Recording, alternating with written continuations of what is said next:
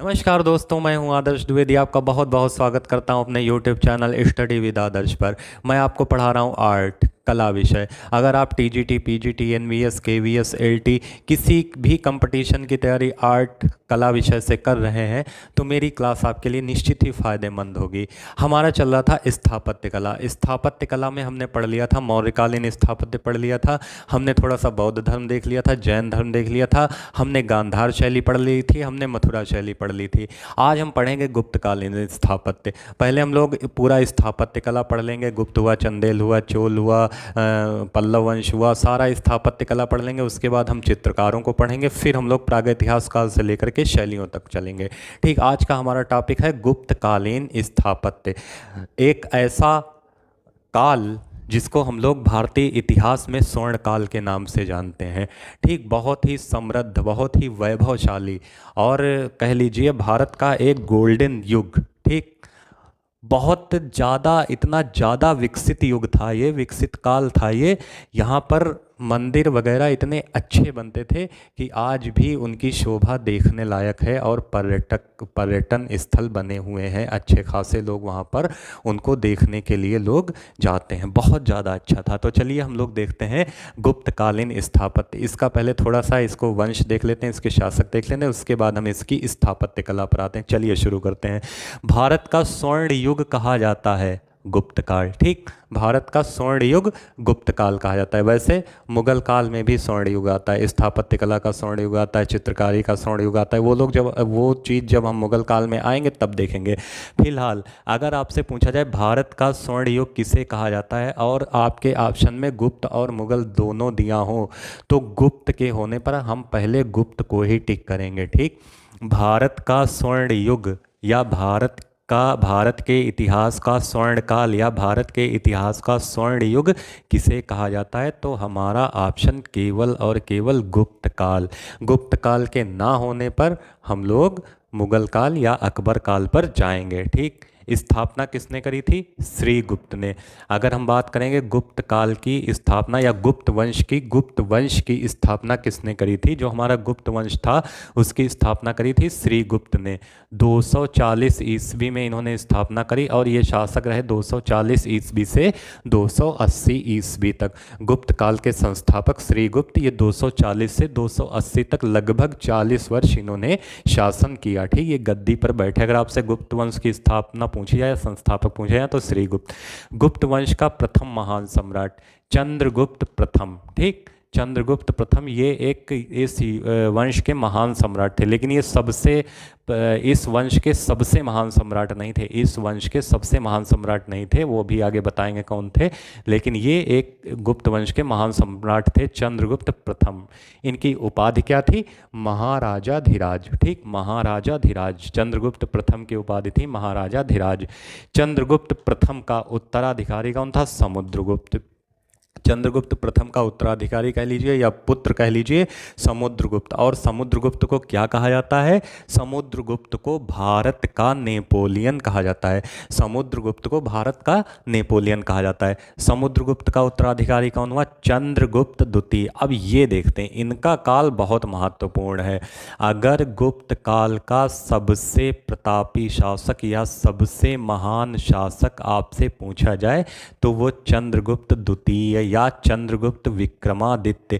इन्हीं को चंद्रगुप्त द्वितीय कहते हैं और इनकी उपाधि थी विक्रमादित्य। इन्हीं को हम कहते हैं चंद्रगुप्त विक्रमादित्य। ठीक, इनके काल में बहुत भारत में विकास हुआ, मंदिर बहुत अच्छे अच्छे बने, बहुत ज़्यादा मात्रा में बने और स्थापत्य कला में ये बहुत विकसित काल था। इनके समय का काल, इनका जितना भी शासन काल रहा बहुत विकसित शासन, बहुत विकसित शैली इनके समय में रही। ठीक, चंद्रगुप्त द्वितीय, इनकी उपाधि थी विक्रमादित्य।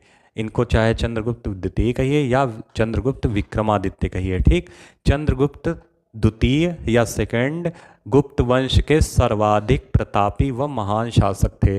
जो चंद्रगुप्त द्वितीय या चंद्रगुप्त विक्रमादित्य थे ये गुप्त वंश के सबसे प्रतापी ये भी थे, प्रथम भी, लेकिन अगर चंद्रगुप्त द्वितीय होंगे तो ये पीछे हो जाएंगे। चंद्रगुप्त द्वितीय गुप्त वंश के सबसे प्रतापी या सबसे महान शासक थे और इन्हीं के समय में हमने जब आपको मौर्य काल पढ़ाया था तो उसमें हमने एक पॉइंट बताया था कि हुएनसांग किसके समय में आया, हर्षवर्धन के समय में। फाहियान किसके समय में आया, चंद्रगुप्त द्वितीय के समय में। ठीक, ये सारे हमने आपको बताए थे। और मेगस्थनीज किसके समय में आया, चंद्रगुप्त मौर्य के। ये जब हमने मौर्य वंश पढ़ाया था तब बताया था। अब यहाँ पर भी एक बार देख लीजिए, चंद्रगुप्त द्वितीय के समय में इनकी उपाधि विक्रमादित्य थी। चंद्रगुप्त गुप्त वंश के सर्वाधिक प्रतापी और महान शासक थे।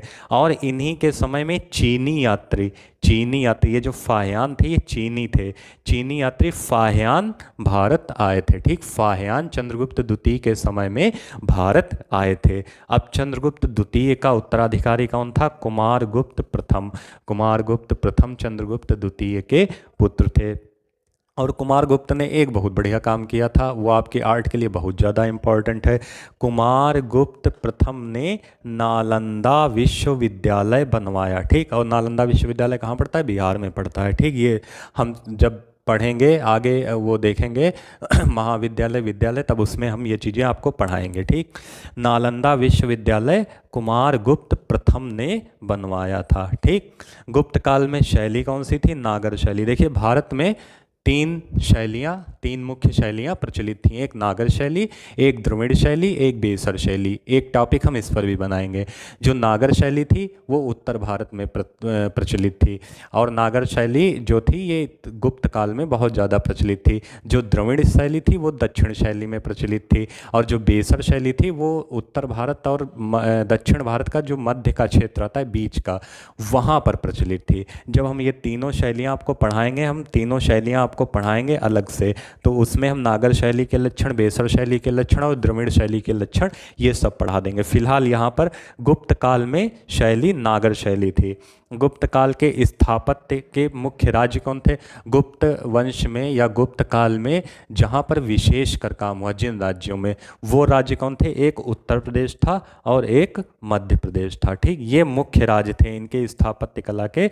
इन्होंने इन जगहों पर स्थापत्य कहिए, मंदिर कहिए, बहुत ज़्यादा काम किया। ठीक, गुप्त वंश में उत्तर प्रदेश और मध्य प्रदेश में। ठीक, अब हम इनके समय के बने हुए प्रमुख मंदिर देखते हैं कौन कौन से थे।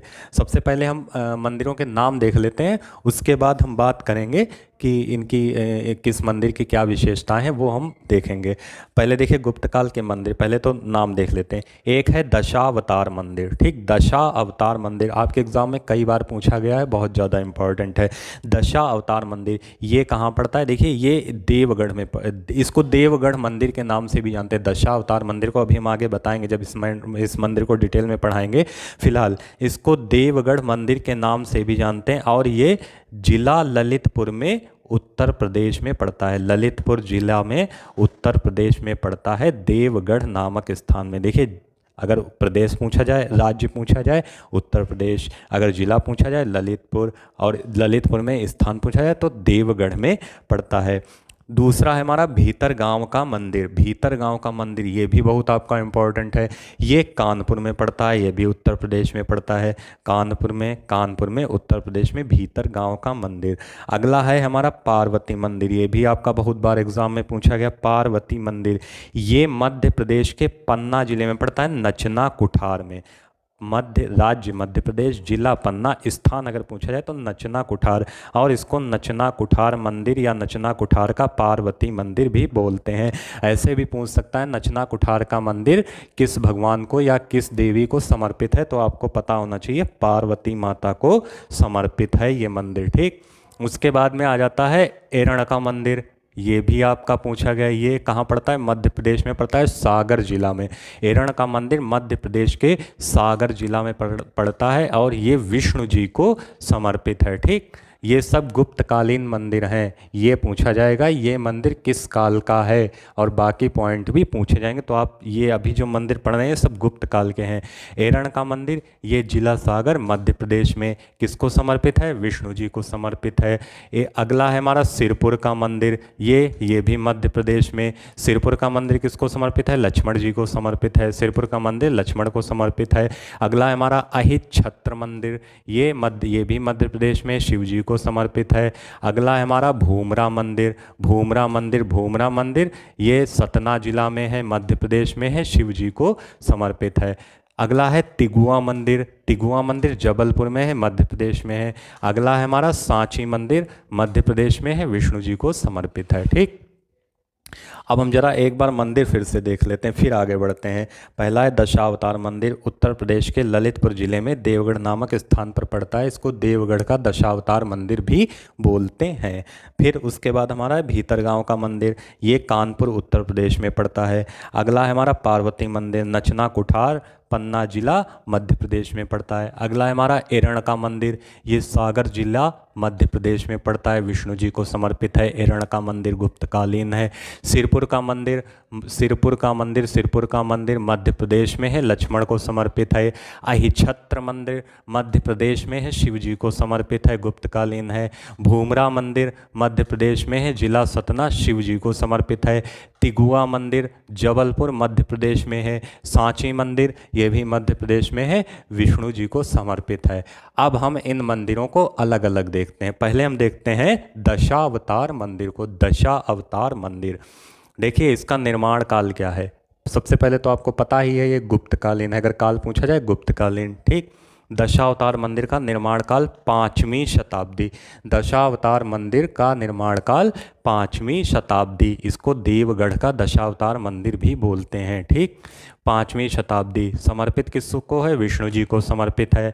स्थान कहाँ पड़ता है? ललितपुर जिले के देवगढ़ स्थान पर, उत्तर प्रदेश में, हमने बता दिया आपको। अन्य नाम क्या है? देवगढ़ मंदिर या देवगढ़ का दशावतार मंदिर। ठीक, देवगढ़ के दशावतार मंदिर से ही शिखर युक्त मंदिर बनने की शुरुआत होती है। देखिए, गुप्त काल की या नागर शैली की एक विशेषता थी शिखर।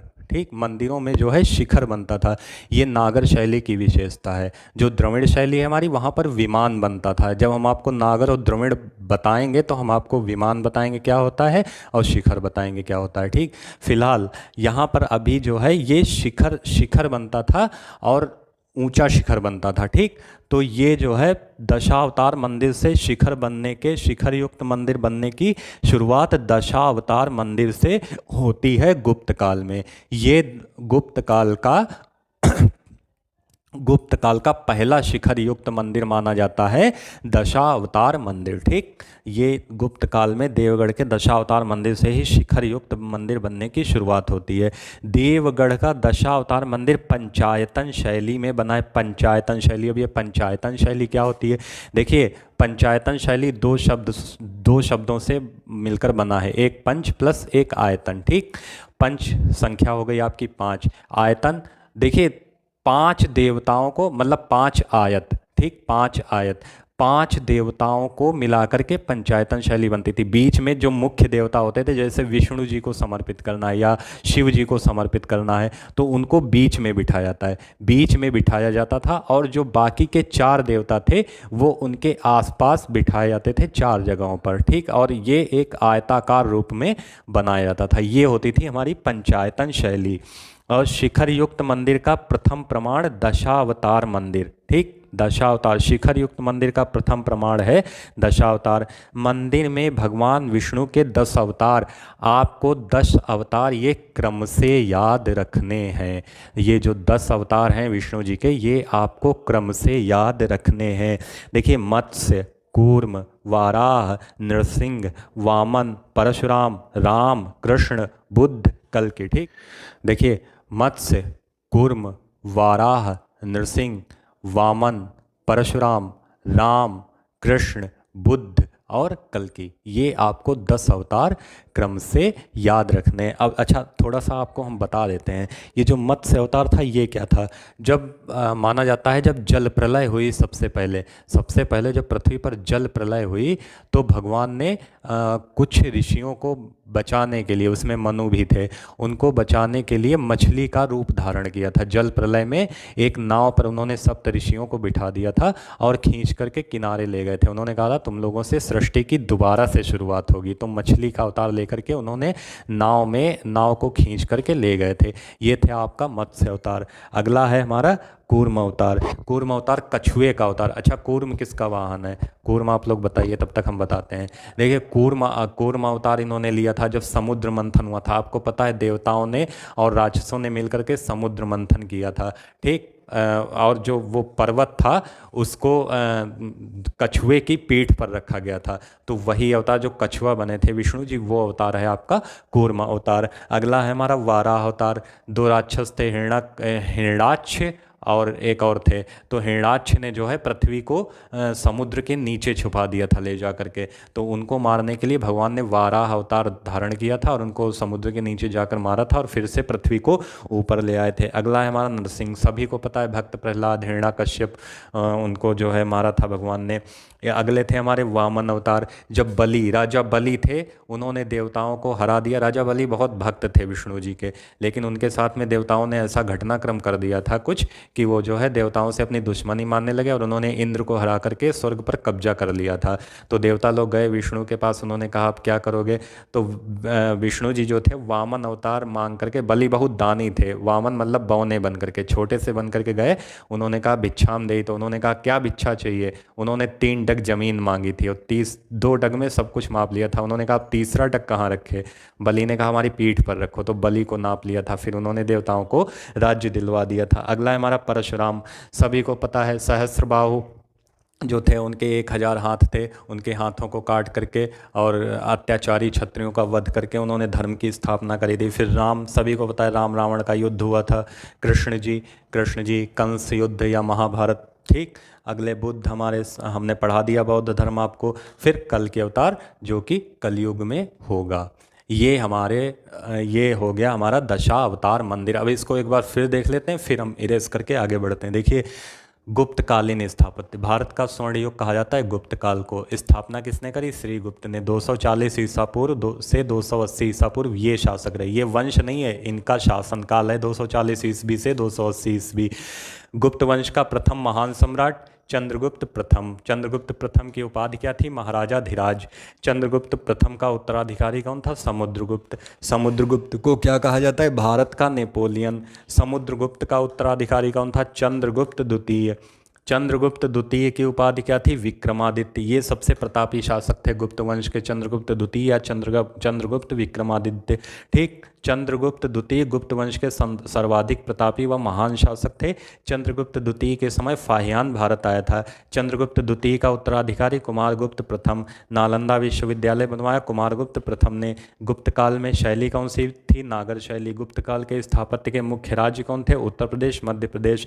गुप्त काल के प्रमुख मंदिर, दशावतार मंदिर उत्तर प्रदेश, ललितपुर जिला देवगढ़ में, ललितपुर जिला और देवगढ़ स्थान। भीतरगांव का मंदिर कानपुर में है, उत्तर प्रदेश में। ये ईंटों से बना हुआ है, भी आपको पढ़ाएंगे आगे। पार्वती मंदिर ये नचना कुठार में, पन्ना जिला मध्य प्रदेश में। एरण का मंदिर जिला सागर मध्य प्रदेश, विष्णु जी को समर्पित है। सिरपुर का मंदिर मध्य प्रदेश, लक्ष्मण जी को समर्पित है। अहिछत्र का मंदिर ये भी मध्य प्रदेश में, शिव जी को समर्पित है। भूमरा मंदिर ये भी मध्य प्रदेश, जिला सतना, शिव जी को समर्पित है। तिगुआ मंदिर ये भी जबलपुर मध्य प्रदेश में है। सांची मंदिर ये भी मध्य प्रदेश, विष्णु जी को समर्पित है। अगला है हमारा दशावतार मंदिर। ये निर्माण 5वीं शताब्दी में, अब हम पढ़ते हैं अलग अलग पढ़ते हैं दशावतार मंदिर। ठीक।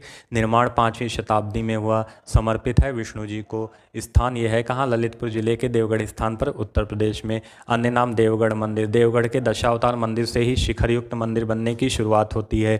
देवगढ़ का दशावतार मंदिर पंचायतन शैली में निर्मित है। शिखरयुक्त मंदिर का प्रथम प्रमाण दशावतार मंदिर में भगवान, शिखरयुक्त मंदिर का प्रथम प्रमाण है देवगढ़ मंदिर। ठीक। दशावतार मंदिर में भगवान विष्णु के 10 अवतार हैं, मत्स्य, कूर्म, वाराह, नरसिंह, वामन, परशुराम, राम, कृष्ण, बुद्ध, कल्कि। ठीक। अब आगे हम लोग बढ़ते हैं, आगे हम लोग देखेंगे भीतर गांव का मंदिर। ठीक। इतना आप लोग देख लीजिए, स्क्रीनशॉट इसका ले लीजिए, फिर हम इरेज करें, देख लीजिए। ठीक। और आप लोग जो है नोट्स बनाते चलिए साथ में। देखिए, लिखने से याद बहुत होता है, जितना आप लिखेंगे उतना आपको याद होगा। लिख लिख के अगर ऐसे आप लोग याद करेंगे तो वो दिमाग से निकलने की संभावना होती है, लेकिन जो चीज़ आप कम से कम 10 बार लिख देंगे वो चीज़ आपके दिमाग में ज़्यादा दिन के लिए या स्थायी तौर पर घर बना लेती है, वो चीज़ दिमाग में बैठ जाती है। तो आप लोग लिखते रहिए, नोट्स बनाते रहिए। ठीक है। हमने पढ़ लिया दशावतार मंदिर, अब हम पढ़ेंगे भीतर गांव का मंदिर। ठीक है। भीतर गांव का मंदिर भी कानपुर में है। भीतर गांव का मंदिर ईंटों से बना हुआ है। ठीक, देखते हैं हम अगला मंदिर। भीतर भीतर गांव का मंदिर।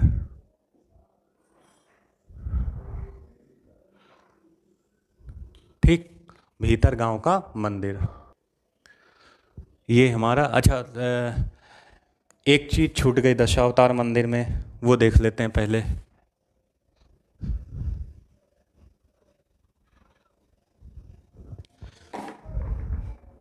दशावतार मंदिर में एक चीज छूट गई है, दशावतार मंदिर, इसमें मूर्तियां छूट गई हैं।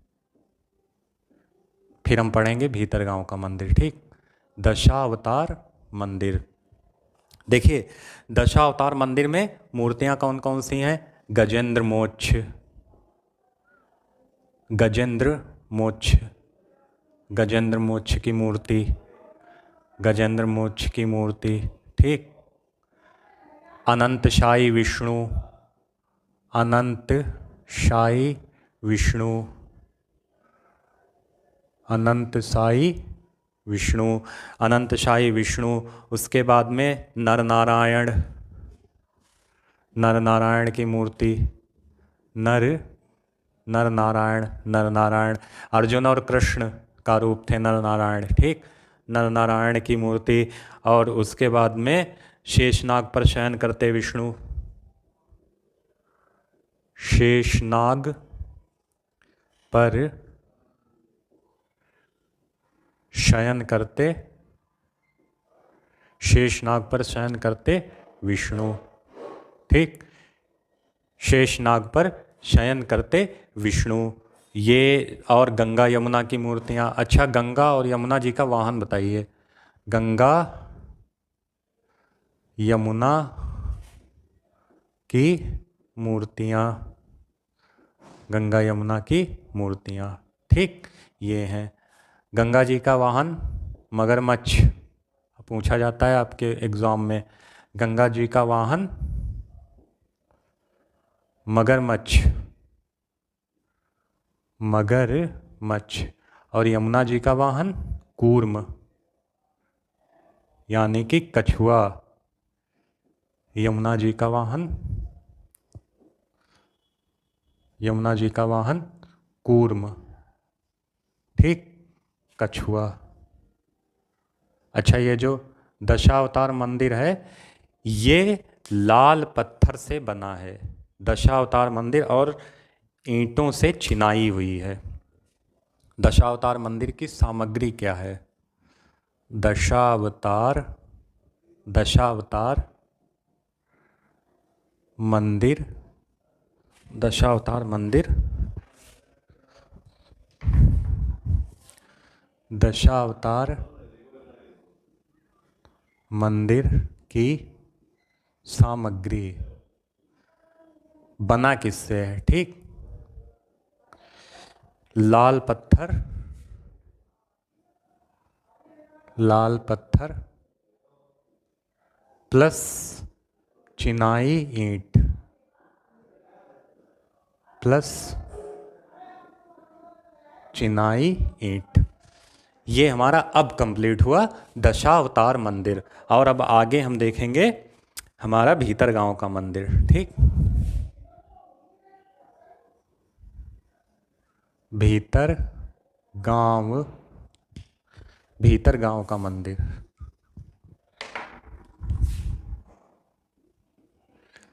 भीतर गांव,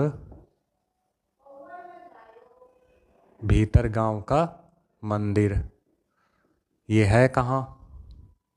सबसे पहले स्थान कानपुर, कानपुर।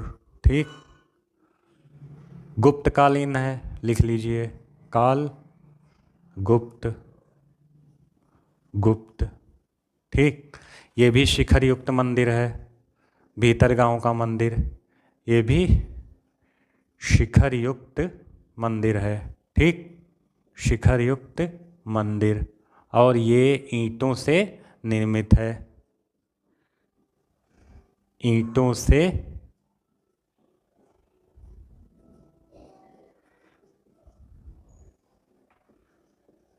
ईंटों से निर्मित है। ठीक, भीतरगांव का मंदिर, और ये जो है वर्गाकार चबूतरे पर बना है, वर्गाकार वर्गाकार चबूतरे पर बना है, वर्गाकार चबूतरे पर बना है, और लक्ष्मण जी को समर्पित है। ठीक, समर्पित है लक्ष्मण जी को, समर्पित लक्ष्मण, भीतरगांव का मंदिर लक्ष्मण जी को। ठीक, इतना देख लीजिए आप लोग। फिर हम आगे गुप्त काल की कुछ मूर्तियों की बात करेंगे। देखिए, जो दशावतार मंदिर है, दशावतार मंदिर, उसमें मूर्तियाँ कौन कौन सी हैं? गजेंद्र मोक्ष की मूर्ति है, अनंत शाही विष्णु की मूर्ति है, अनंत शाही विष्णु जी की मूर्ति है, नर नारायण की मूर्ति है, नर नारायण की मूर्ति है, शेषनाग पर शयन करते विष्णु जी हैं, शेषनाग पर शयन करते विष्णु जी हैं, गंगा और यमुना की मूर्ति है, गंगा, अच्छा ये अलग से है, ये जो है ये है गुप्तकालीन ही, गुप्तकालीन मूर्तियों में ही, लेकिन ये गंगा यमुना की मूर्ति है, ये वाहन हमने अलग से बता दिया, गंगा जी का वाहन क्या है और यमुना जी का वाहन क्या है। हालांकि ये है गुप्त काल का ही, लेकिन ये दशावतार मंदिर का ये पार्ट नहीं है वाहन। गंगा यमुना की मूर्ति तो है, लेकिन इनका वाहन वाला पार्ट ये दशावतार मंदिर का नहीं है। ये हमने यहाँ पर गंगा जी यमुना जी आ गई, इसलिए हमने अलग से बता दिया इनका वाहन। गंगा यमुना की मूर्ति है दशावतार मंदिर में, लेकिन वाहन इनका हमने अलग से बताया। ठीक, गंगा जी का वाहन मगरमच्छ, यमुना जी का वाहन कूर्म कछुआ। अब दशावतार मंदिर की सामग्री क्या है? लाल पत्थर प्लस चिनाई जो है ईंटों से हुई है। अब भीतरगांव का मंदिर हम लोग देख लेते हैं, ये कहाँ है? कानपुर में है। किस काल में बना है? गुप्त काल में बना है। गुप्त काल के मंदिर तो हम लोग पढ़ ही रहे हैं। उसके बाद में शिखर युक्त मंदिर है, ये भीतरगांव का मंदिर ईंटों से निर्मित है, वर्गाकार चबूतरे पर बना हुआ है और समर्पित है लक्ष्मण जी को। ठीक, लक्ष्मण जी को समर्पित है द भीतरगांव का मंदिर, कानपुर उत्तर प्रदेश में है। अब हम आगे बढ़ते हैं, गुप्त काल की कुछ मूर्तियां देख लेते हैं। ये हमारे हो गए मंदिर, नागर शैली में निर्मित हैं, शिखर युक्त मंदिर बने हैं, भारत का स्वर्णकाल कहा जाता है। ये सारी चीज़ें बहुत इम्पोर्टेंट हैं। ठीक, अब गुप्तकालीन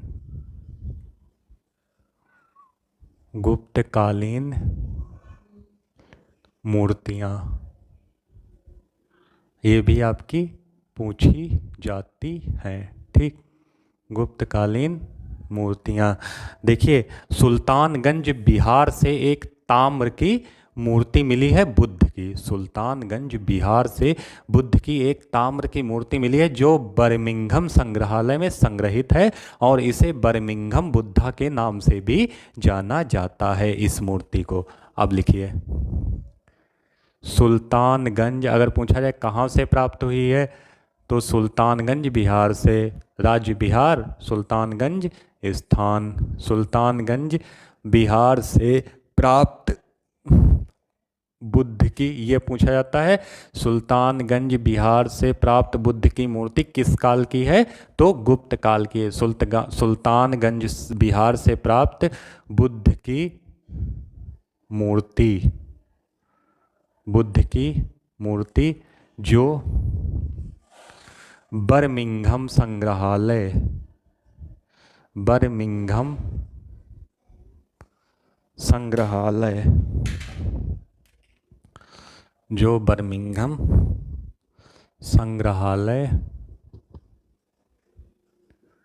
संग्रहालय में संग्रहित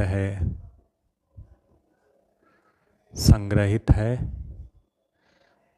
तथा ये आदम कद प्रतिमा है, तथा इसे बर्मिंघम बुद्धा बर्मिंघम बुद्धा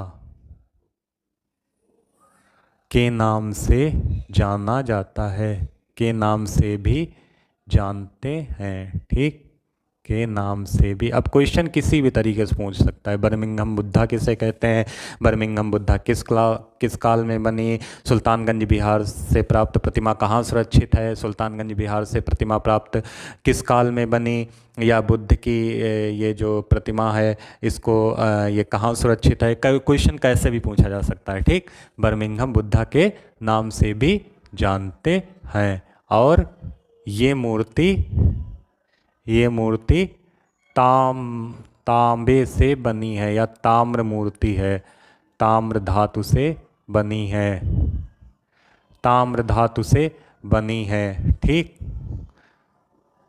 आदम कद प्रतिमा है, आदम कद मतलब आदमी के कद के बराबर या आदमी के बराबर, आदम कद मूर्ति है, आदम कद मूर्ति है। इसकी ऊंचाई 7 फीट है। ठीक, ये हो गई आपकी सुल्तानगंज बिहार से प्राप्त बुद्ध की प्रतिमा। इसमें इतना याद रखिएगा, ये गुप्त कालीन है, बर्मिंघम संग्रहालय में सुरक्षित है, इसको बर्मिंघम बुद्धा के नाम से भी जानते हैं। आदम कद प्रतिमा है, ताम्र की बनी है। ठीक, और एक गोवर्धन धारी मूर्ति है। अगली है हमारी, एक तो ये हो गई, अगली है हमारी गोवर्धन धारी मूर्ति। गोवर्धन, ये भी बहुत प्रसिद्ध मूर्ति है, गोवर्धन धारी मूर्ति, गोवर्धन धारी मूर्ति। ये भारत कला भवन वाराणसी में सुरक्षित है।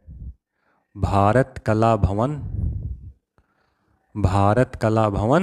वाराणसी में सुरक्षित है। कौन, गोवर्धन धारी मूर्ति। ठीक, गोवर्धन धारी मूर्ति भारत कला भवन वाराणसी में प्रसिद्ध है। एक प्रतिमा हमको महावाराह की मिलती है, आपकी कई बार एग्जाम में पूछी गई है सबको, ये सारी गुप्तकालीन है।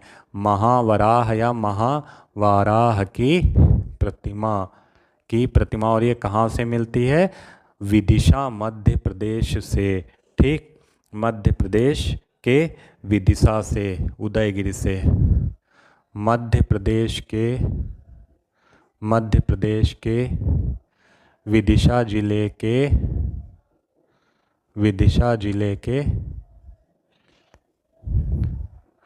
उदयगिरी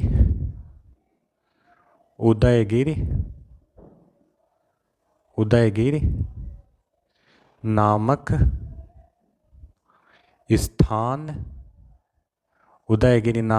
स्थान पर है। ठीक, महावाराह की जो प्रतिमा है गुप्तकालीन महावाराह की प्रतिमा मध्य प्रदेश के विदिशा जिले में उदयगिरी नामक स्थान पर है। ठीक, ये हो गई। अच्छा, एक चीज़ और है, ये तो प्रतिमाएं हो गई, एक लौह स्तंभ बना है गुप्तकालीन, ये भी आपका एग्जाम में पूछा गया है, लौह स्तंभ। और इसे किसने बनवाया था, जो गुप्त काल के सबसे प्रतापी शासक थे, और कौन थे, चंद्रगुप्त द्वितीय या चंद्रगुप्त विक्रमादित्य। ठीक, लौह स्तंभ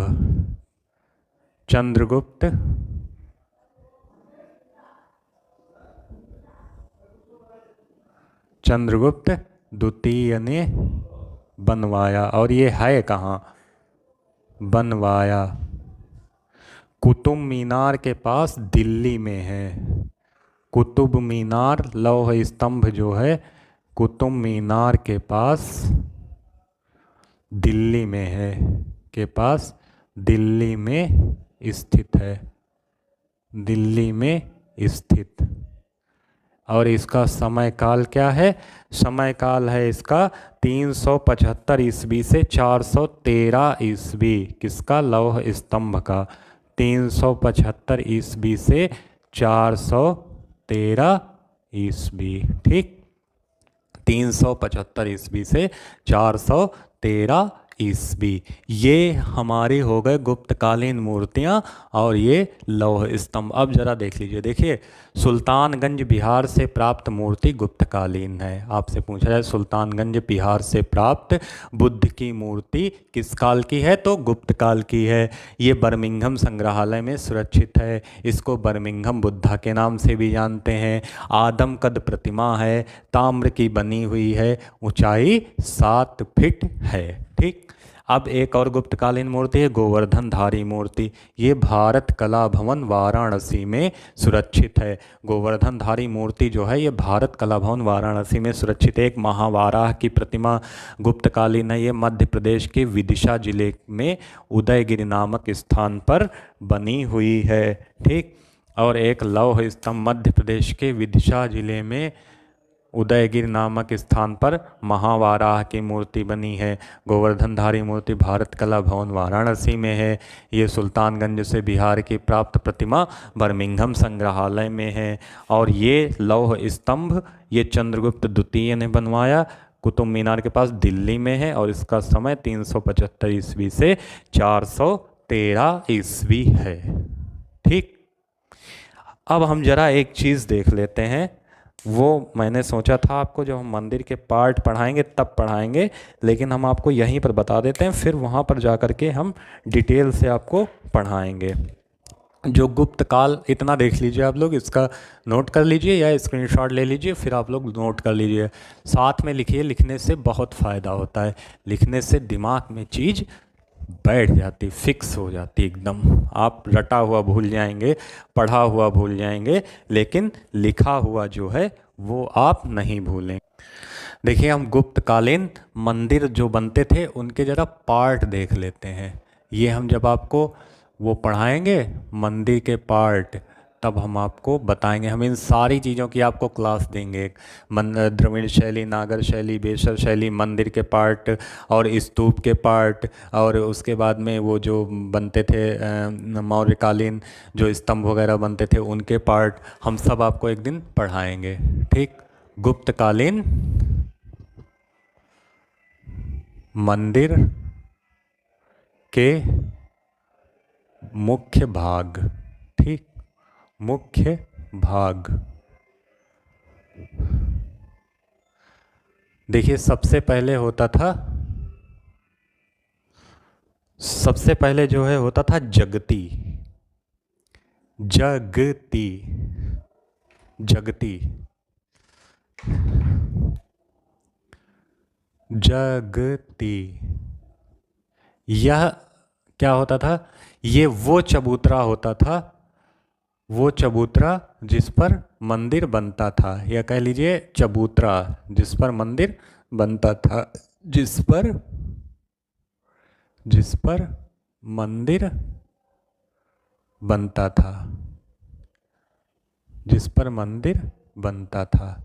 ठीक, ये हो गया जगती। अगला है हमारा गर्भगृह। गर्भगृह क्या होता था? गर्भगृह वो होता था जिसमें भगवान की मूर्ति या प्रतिमा स्थापित होती थी, जहाँ भगवान की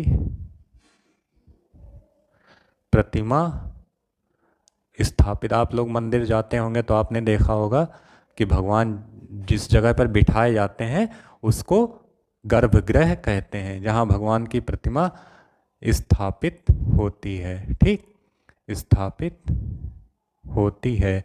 फिर अगला क्या है हमारा? अगला है प्रवेश द्वार। ये तो आपको पता है, सबके आने जाने का मतलब आने जाने का नहीं, प्रवेश। कहीं कहीं पर निकलने का मार्ग दूसरा होता है। ठीक, प्रवेश करने का मार्ग। ठीक, प्रवेश करने का मार्ग, ये होता है हमारा प्रवेश द्वार। उसके बाद है हमारा मंडप द्वार।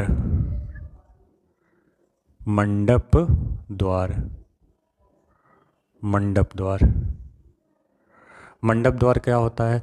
देखिए, ये पहले बनता था। ये जो गर्भगृह होता है उसके आसपास बनता था। ऊपर से मंडप टाइप से बना होता था और तीन ओर से खुला होता था, एक तरफ से बंद होता था, तीन ओर से खुला होता था, उसको कहते थे मंडप द्वार। ठीक, गर्भगृह के चारों ओर, गर्भगृह के चारों ओर, चारों ओर बनता था तथा तीन ओर से, तीन ओर से खुला होता था, तीन ओर से खुला, खुला होता था। अगला है हमारा शिखर, और ये नागर शैली की एक बहुत बड़ी विशेषता भी थी। द्रविड़ शैली में विमान बनता था, ठीक, इसमें शिखर बनता था।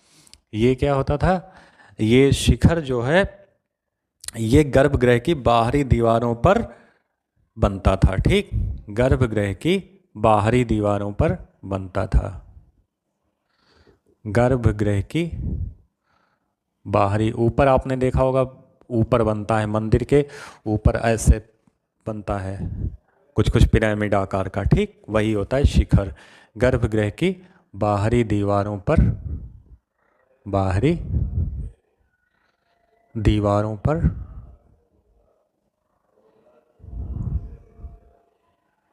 बनता था, बनता है। ठीक,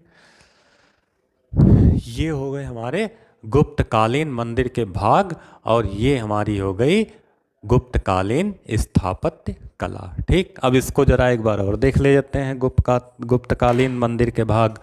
गुप्तकालीन मंदिर के मुख्य भाग जगती, वो चबूतरा जिस पर मंदिर बनता है, गर्भगृह जहाँ भगवान की प्रतिमा स्थापित होती, प्रवेश द्वार सभी को पता है जहाँ से हम लोग मंदिर के अंदर प्रवेश करते हैं दर्शन के लिए, मंडप द्वार गर्भ पहले बनता था गर्भगृह के चारों ओर, ये तीन ओर से खुला होता था, और गर्भगृह के चारों ओर बनता था। फिर शिखर ऊपर बनता है एकदम, दक्षिण भारत में विमान बनता है, मतलब द्रविड़ शैली में, और नागर शैली में या उत्तर भारत में हमारा शिखर बनता है, और ये गुप्त काल से ही इसकी शुरुआत मानी जाती है। ये हो गया हमारा गुप्त काल। ठीक, तो आप लोग बताइए कैसा लगा। मैंने तो अपनी पूरी कोशिश की कि आपको अच्छे से अच्छा पढ़ाऊँ, और अगर आपको कोई भी कन्फ्यूज़न रहता है आर्ट को लेकर तो आप 7518924050 पर मैसेज कर सकते हैं। मैं अपनी पूरी कोशिश करूँगा कि आपकी समस्या का समाधान कर सकूँ। ठीक है, तो मिलते हैं अगले क्लास में और स्थापत्य कला के अगले पार्ट के साथ में।